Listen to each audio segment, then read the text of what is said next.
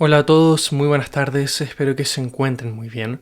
Esta es mi actualización de la situación del frente en la guerra de Ucrania para el día 17 de septiembre de 2024. Y el día de hoy, como pueden ver por la cantidad de símbolos que hay en el mapa, hay mucho que tenemos que comentar.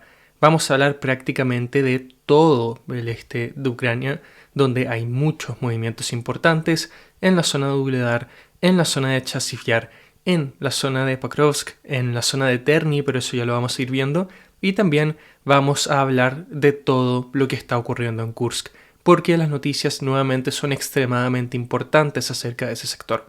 Pero antes de comenzar me gustaría recordarles que la mejor manera de apoyar este canal es a través de la suscripción, así que si me ven regularmente, si les gusta mi contenido y si todavía no se han suscrito, darle clic a ese botón de suscripción sería una ayuda tremenda para mí, como también para el canal. Y vamos a comenzar el día de hoy con todo lo que está ocurriendo en Kursk, ya que, como podemos ver acá, hay distinta información que tiene que ver con avances rusos, avances ucranianos, ciertos rumores, ciertos ataques rechazados. Ya vamos a adentrarnos en todo aquello. Y en primer lugar me gustaría hablar de lo que está ocurriendo con la ofensiva rusa, que como bien sabemos están haciendo lo posible para atacar a las fuerzas ucranianas con tal de desalojarlas de la región de Kursk. Y en las últimas horas vemos cómo los rusos han vuelto a avanzar. Han obligado a los ucranianos a retirarse hacia el otro lado del río que se encuentra en este sector, en Nikolaivo-Darino, en Darino. Estos son unos 40 kilómetros cuadrados de cambio que tengo en mi mapa, y esto lo reportan distintas fuentes, entre ellas Divyen. Este último movimiento deja a los rusos con el control de la localidad de Uspenovka, un pequeño pueblo, pero les permite también recuperar distintas posiciones fronterizas. Más allá de eso, se están reportando combates muy intensos en Tolstilug y en Lyubimovka, y es probable que durante las próximas horas se reporten nuevos avances en estas dos direcciones, porque al parecer la defensa ucraniana en Lyubimovka está cediendo terreno, pero eso todavía no ocurre. Recuerden también que estos videos tienen cierto desfase porque entre que se graba, se edita, se sube, etcétera, etcétera, pueden ocurrir más cosas o puede surgir más información. Siempre tengan eso en cuenta.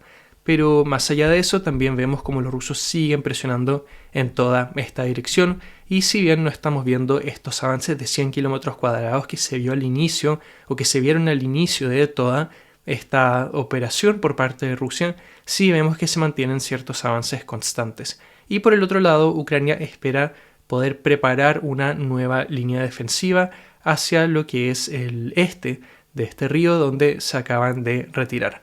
Más allá de eso, los rusos han logrado recuperar la localidad de Borky. Recordemos que en el último video habíamos hablado de que Ucrania había entrado y capturado gran parte de Borky. Eso lo han anulado los rusos, al parecer.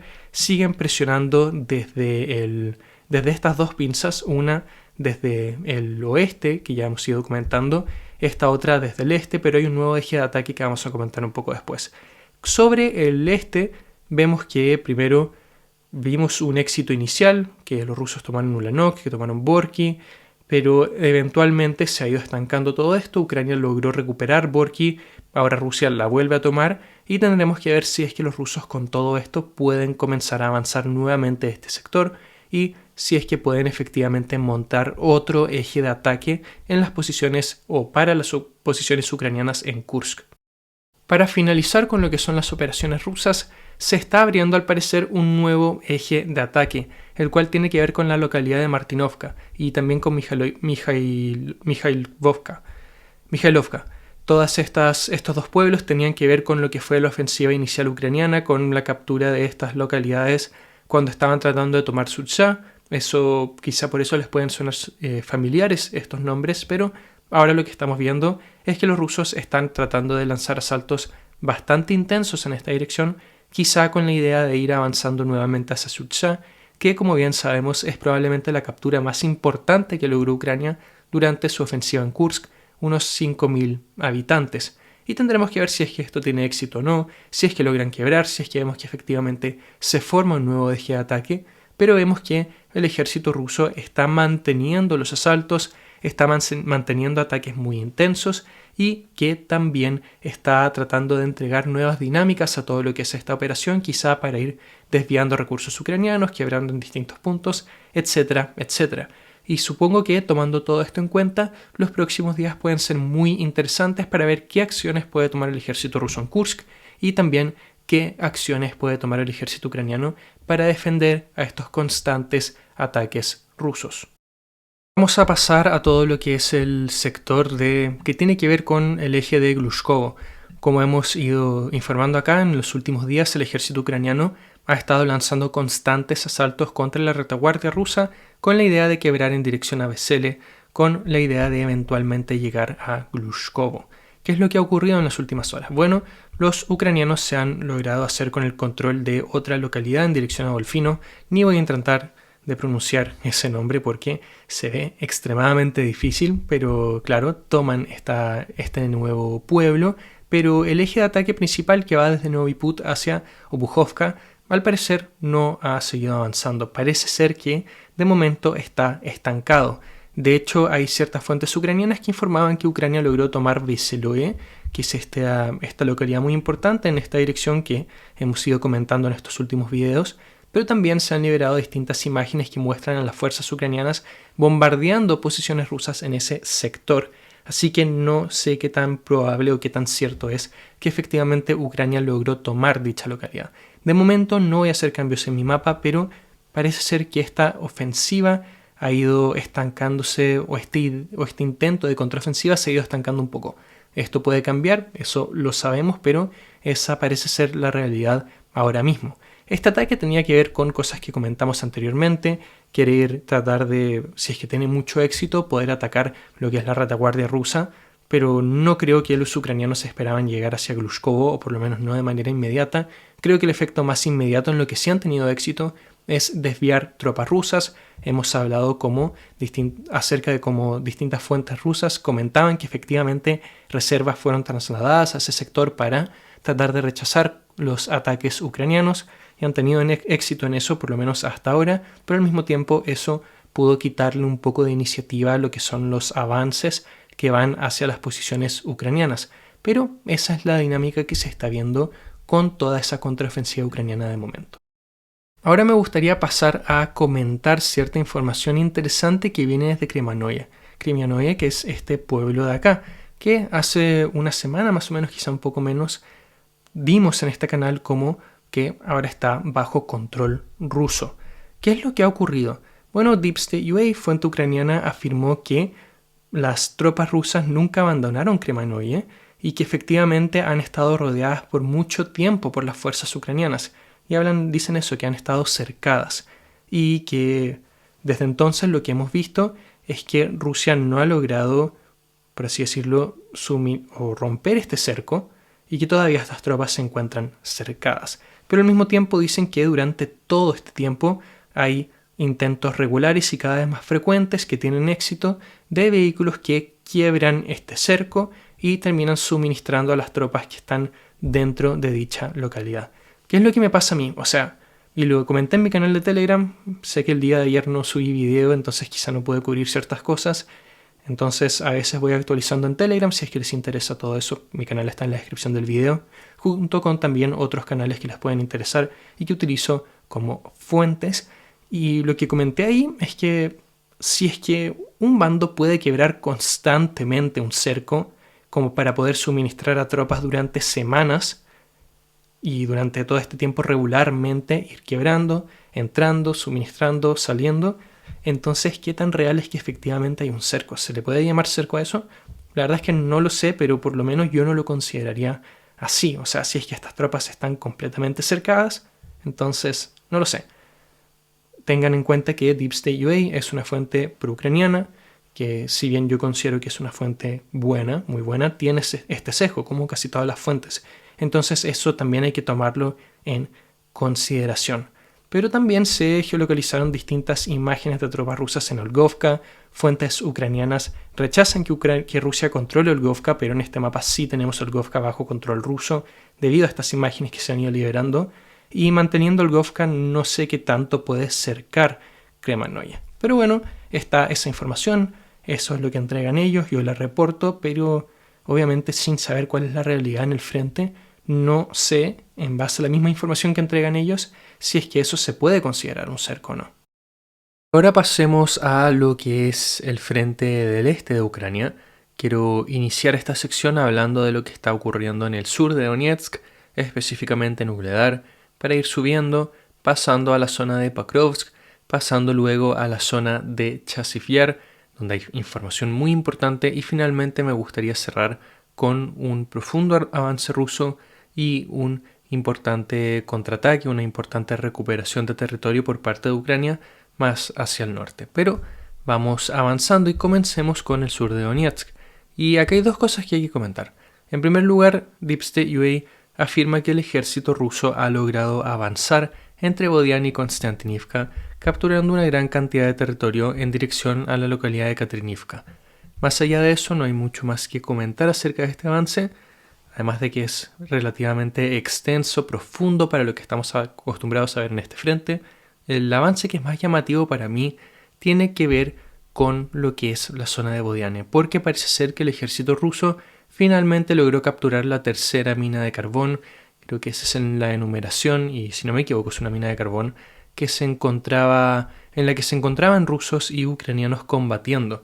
Se habían liberado muchas imágenes de esta zona en el último tiempo, de los rusos tratando de asaltar este sector, de bombardeos intensos contra las posiciones ucranianas. Vimos que la defensa ucraniana aguantó un tiempo, pero finalmente abandonaron al parecer todas sus posiciones. Y algo muy llamativo es que surgieron imágenes bastante interesantes acerca de lo que es la destrucción de una torre bastante importante que se encontraba en esta mina.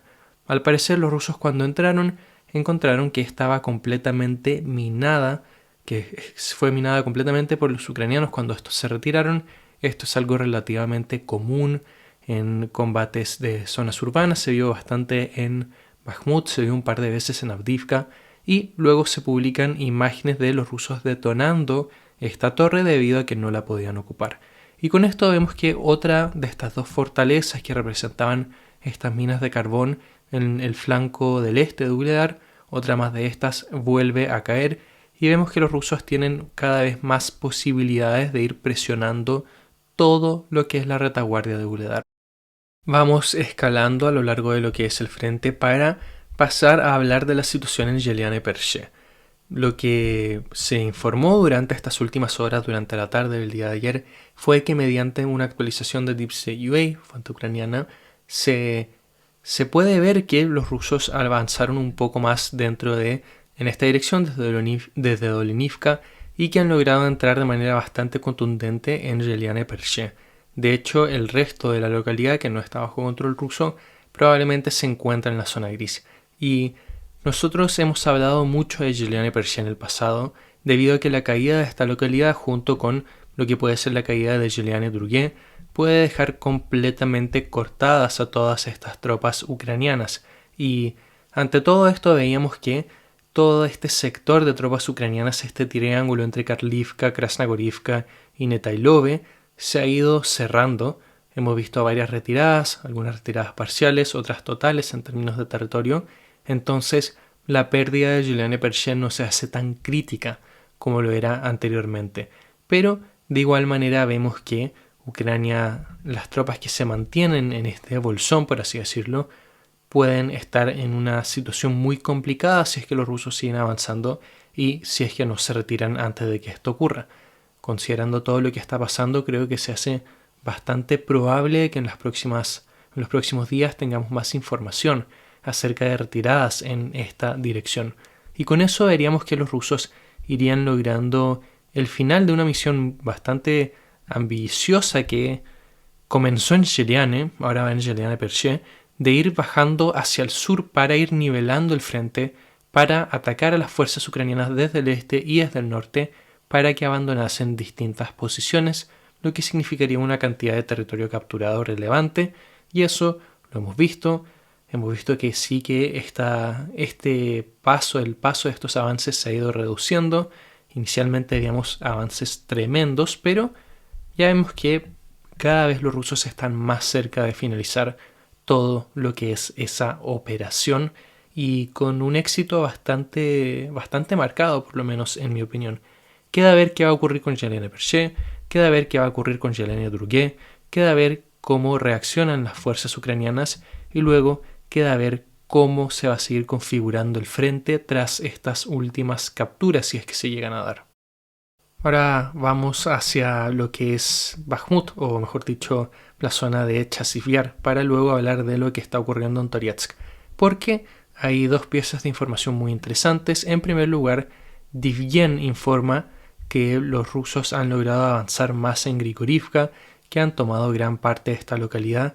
Y bueno, esto todo corresponde a lo que hemos visto en el último tiempo, que Ucrania se ha ido retirando de todos los sectores al este del canal que atraviesa Chasiv Yar y distintas posiciones a lo largo de este frente.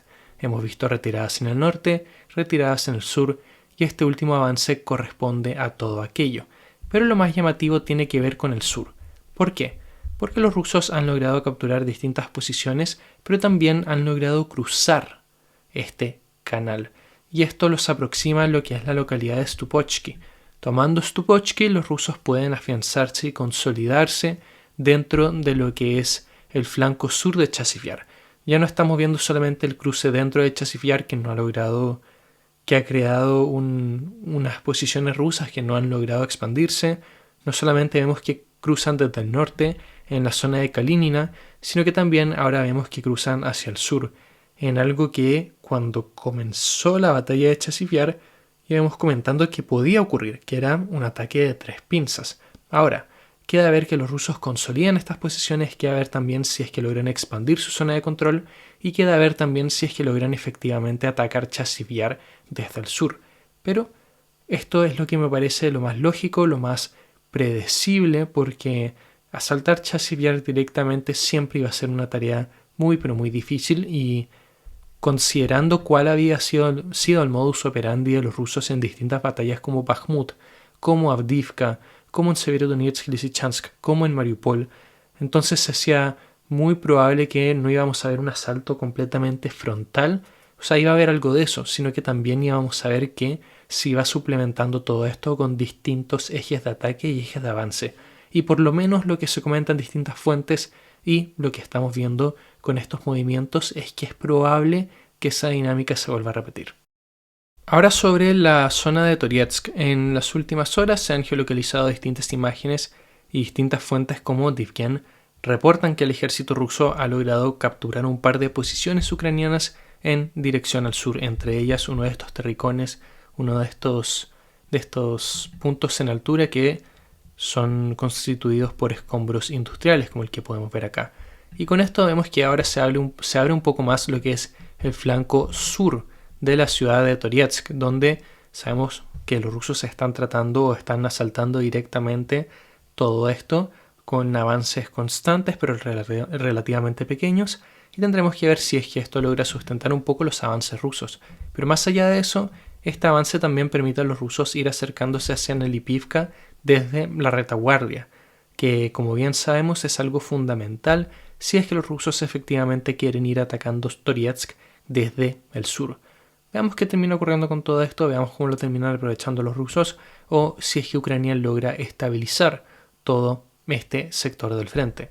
Y con esto vamos a ir cerrando, vamos a ir pasando a lo que es la zona al noreste de Ucrania, en lo que tiene que ver con el frente de Tierny, Tursk, Nilsky, etc. Nosotros hemos hablado de esta dirección bastante, o lo hacíamos bastante hace unos meses, pero las cosas acá se han ido tranquilizando y francamente no había tanto que comentar. Pero el día de ayer Deep State UA lanza una actualización bastante llamativa que muestra movimientos bastante extensos en este sector. Primero mencionemos cuáles han sido los movimientos y luego hablemos de qué pueden significar. En primer lugar, el ejército ucraniano ha logrado contraatacar y que ha logrado capturar distintas posiciones que antes estaban bajo control ruso en dirección a Zarichne. En segundo lugar, el ejército ruso ha logrado capturar una gran cantidad de posiciones entre Makivka, Nevsky, de Makivka hemos hablado recientemente, entre Makivka, Nevsky, etc. Estos son unos 20 kilómetros cuadrados, algo así, si es que no me equivoco. Ahora, ¿qué es lo que están comentando distintas fuentes? Bueno, algunas hablan de que puede haber una ofensiva rusa en este sector, especialmente considerando la profundidad de estos últimos avances. Pero yo me voy más por la segunda opción, que es que simplemente vemos una actualización importante en esta zona tras no recibir información en mucho tiempo. La verdad es que Deep State UA no profundiza mucho acerca de cuál ha sido la razón de este cambio, pero normalmente cuando hablamos de frentes relativamente inactivos suele ocurrir que de vez en cuando se ven movimientos muy extensos y eso no necesariamente tiene que ver con una ofensiva ni nada por el estilo, sino que de vez en cuando tiene que ver con que hay mucha información que no se ha ido comunicando porque no se publican imágenes que permitan geolocalizar, no se tiene muy claro cuáles son los movimientos día a día y eventualmente cuando hay movimientos que terminan siendo identificados hay una profundidad mayor a lo que se esperaba. Esto es algo que ha ocurrido y quizá también es lo que explica todo lo que está ocurriendo acá. Y yo de momento me voy por esa versión porque no hay información acerca de asaltos muy importantes en esta zona, de una gran concentración de tropas, por lo menos no de momento, así que me voy un poco más con esa versión. Pero de igual manera hay que quedar atentos a qué puede ocurrir en todo este sector. Y con esto me voy despidiendo por el día de hoy. Yo el día de ayer no subí video, la verdad es que, bueno, para subir videos a la hora que las subo normalmente, tengo que muchas veces grabar a la madrugada y había terminado el video y no me gustaba, se notaba mucho mi cansancio y por ende consideraba que la calidad no era la mejor, así que preferí simplemente no subir nada para el día de ayer y esperar para subir al día de hoy, donde tengo un poquito más de energía, pero tampoco mucha. Pero eso ha sido el video de hoy, muchas gracias por ver, espero que tengan una muy bonita tarde y que ojalá nos veamos el día de mañana. Adiós y muchas gracias.